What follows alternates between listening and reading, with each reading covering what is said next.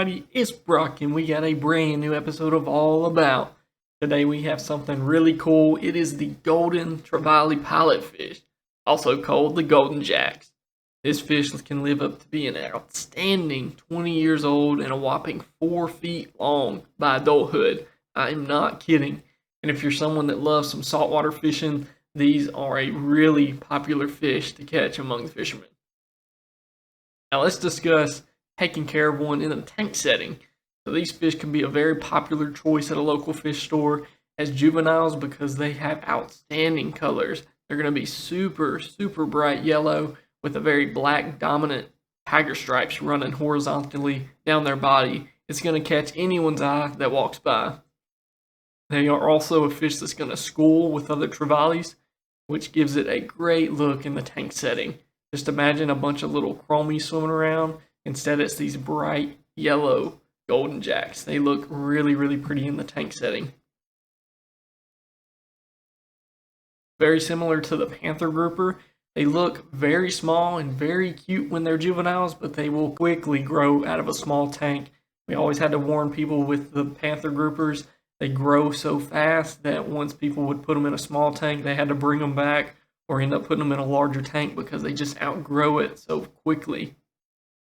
Within the first year, the golden jacks, they can reach 10 to 12 inches, and by the second year, they'll be around 15 inches and eventually get into 24 inches in the tank setting throughout their lifespan. So they get huge very quickly. So just whenever you are wanting to get one of these, just realize you're going to need a big tank very soon. Prices typically hover around $60 to get one. Tank size, it's got to be big. I'd recommend a 300-gallon tank. They get huge and they're a very active swimmer. You know, some are the bigger groupers. They just kind of hang out in a cave, but not the golden jacks. They're going to be super active, swimming all around the tank. Very fast swimmers. And so you want to give them plenty of room to grow up in. A typical tank setting would have a sand bed with tall rock structures with large openings, things like caves and overhangings for them to swim through. They're mostly an open water swimmer, so give them that space to do so. Don't put them in a tank that's just super crowded with live rock. You want to give them that open space to speed around. They're usually going to be swimming over the top of reefs and lagoons out in the wild, looking for their next meal, so try to replicate that best you can. Temper is peaceful. You really do not see a lot of aggression from them towards your other fish. However, I will say that they are a very active eater. One of the ones that will be at the top first, pushing anyone out of the way and trying to get to that food first. So a lot of times, whenever fish act like this, you might have to feed one side of the tank and then also drop some food at the same time on the opposite end so that everyone gets a bite. Reef compatibility is with caution. Coral really is not in their diet, so you should not have an issue there. However, there will be an issue with inverts. Things like cleaner shrimp, crabs, even snails at times. They're going to see these guys as meals. They're going to chase after them. They're going to pick at them. So just keep that in mind. If you are wanting inverts in your tank, it's going to be kind of tougher as this guy gets bigger. Temperature, you want to keep it around 72 to 78 degrees. DKH 8 to 12. pH 8.1 to 8.4. And your salinity 1.020 to 1.025. All that's basic there. A larger fish like this is going to require more food throughout the day, which in turn leads to more waste. So keep up with that ammonia and nitrates. Keep those in check. Do your water changes. Test your levels. And you won't have to worry about a spike happening. Max size, like we said, easily 2 feet in the tank setting. Some growing up to 4 feet in the wild. It's a beast of a fish. Look them up online. You can see fishermen holding ones up that are just absolutely huge that they've caught. The coloration is going to be much prettier as juveniles. To me, bright yellows with those black stripes, it just pops out really nice. As they become adults, those stripes are still there, but the yellow ends up fading to the edges, and they end up with this shiny silver body on them that reflects nicely underwater and when the sun hits them just right. Their diet's most definitely a carnivore.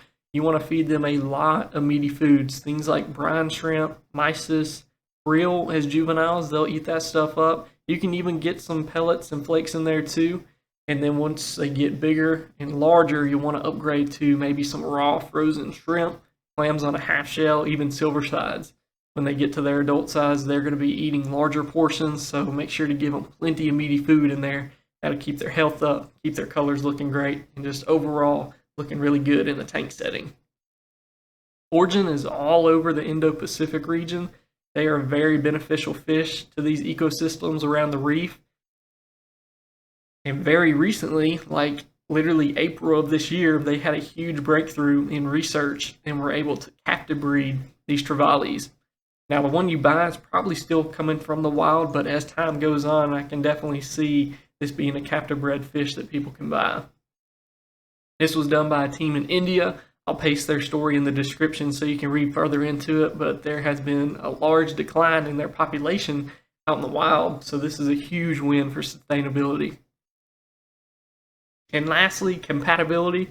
So I'm going to recommend other larger fowler fish and larger reef fish too. You're going to think of things like tangs, angels, puffers, triggers, groupers, fox faces, just those larger fish that can hold their own and can get up there when it's feeding time, isn't going to cower away, and you know it's going to be able to handle this big active fish swimming around there with them too. So just bigger fowler fish, bigger reef fish, those together will do just fine. Just look in the video, you can see what's swimming around them. It's other really large fish that can hold their own. And that'll do it for today's episode of All About. Hope you enjoyed learning more about the Golden Jacks.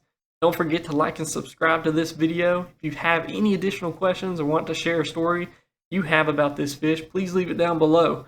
The more we learn from each other, the better we'll be off in this hobby.